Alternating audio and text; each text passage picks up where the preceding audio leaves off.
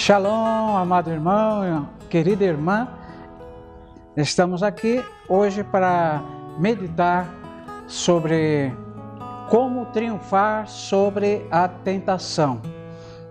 E me reportei no texto lá em Tiago, capítulo 1, no verso 13 a 18. Esse texto é bastante interessante porque ele traz à tona uma situação que às vezes muitos de nós vivenciamos ao olhar algum irmão que erra, que cai em tentação. E muitos deles começam a delegar para outrem a culpa por ter caído em tentação.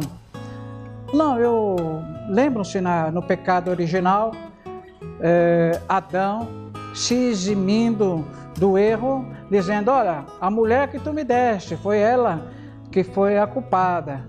E a mulher também chega e transfere o erro dela para a serpente. E eu acredito que se for perguntar para a serpente, ela vai dizer: não, foi o outro, foi o diabo, enfim. Mas é uma característica do ser humano de transferir o seu erro quando ele peca.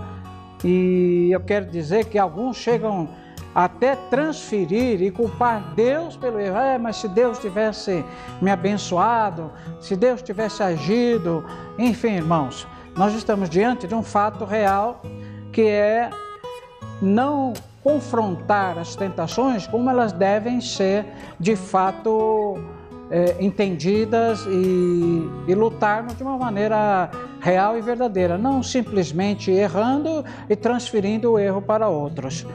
Pois bem, diante dessa ideia, eu queria dizer aos irmãos que todo cristão ele deve se preparar para esse confronto com a tentação. E a primeira maneira é conhecer. O cristão tem que conhecer a fonte da tentação. De onde vem? De que origem vem a tentação? E nós começamos a entender que as tentações, elas às vezes são executadas através de um outro elemento, mas a fonte, a origem das tentações, ela nasce dentro da nossa natureza humana. É por isso que a Bíblia fala que o erro, ele já nasce com o homem. Já é uma natureza pecadora. O homem tem dentro de si, no seu interior, essa natureza pecadora do erro. E é por isso que a tentação, ela tem a sua origem dentro do homem. E ela está enraizada na vontade do homem, no querer do homem. Então me parece que quando o homem transfere para outros, ele está simplesmente ignorando que a razão do fracasso, da queda, está dentro dele mesmo. Então, esse é o primeiro ponto para que o homem possa se policiar quanto ao erro, sabendo que o erro está dentro dele, na sua natureza, já nasce o desejo do erro. Muito bem. Nós também devemos analisar que as tentações, ela tem um curso. Elas têm primeiro uma concepção, um pensamento, depois ela tem um nascimento e por fim a sua morte. Eu quero dizer com isso que as tentações não são algo que afloram assim da noite para o dia. Então, vou citar um caso clássico para que todos entendam. Por exemplo, a traição. Ninguém, absolutamente ninguém, sai daí traindo num primeiro momento. Ele vai fazendo nascer dentro de si um desejo. Então, por exemplo, um homem casado conhece uma moça, ele não vai, no primeiro momento que conhece essa moça, ele vai sair,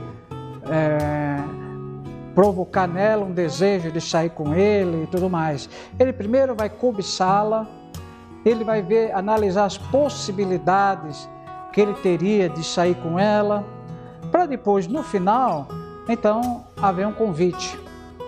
o erro, de um modo geral, ele não está pronto, envelopado, dizendo assim, aqui está o erro, pega, compra e faz. Não, eu entendo que o erro, ele é um processo, ele não está pronto. Você vai lá, compra no supermercado a tentação e assim executa. Não, é um processo. Então, tomando por exemplo, no caso do adultério, então o homem ou a mulher, ele olha para aquilo que é objeto de desejo dele, ele vai analisar as possibilidades de conversar com essa pessoa, de se entender, para depois, no processo final, então, cometer o erro, ou seja, sair com ela ou sair com ele. Então, eu quero dizer com isso que o homem, ele tem que conhecer o curso dessa tentação e tentar inibir que ele se realize. Então, antes do próprio erro, vai ter um processo que você vai poder abortar essa tentação, porque ela não vai vir pronta para você. Então, é como eu acabei de dizer, você pode interromper. De que forma? Se alguém te atrai, você deva evitar estar sozinho com essa pessoa ou criar uma oportunidade de você se aproximar dela. Então, nós temos que entender que as tentações são um processo a qual nós podemos interrompê-lo. Não deixar que ele tenha uma evolução nesse erro. Então, para isso, nós temos que olhar dentro de nós, nos policiar e abortar o nascimento desse processo da tentação, do erro. E depois, nós temos que entender quais são os recursos que nós temos para superar a tentação. Porque a Bíblia começa ensinando que não nos vem tentação que não possamos vencê-las, que não possamos resisti-la. Então é enganoso o coração daquele que diz, olha, sabe, eu não consegui. Não, você não desejou. Me permita ser direto. Não é que você não conseguiu interromper esse processo do erro. Você se deixou levar porque você quis isso. Porque a Bíblia, ela nos ensina que as tentações, elas vêm numa medida em que você possa vencê-las. Isso é bíblico, não sou eu que estou analisando dessa forma.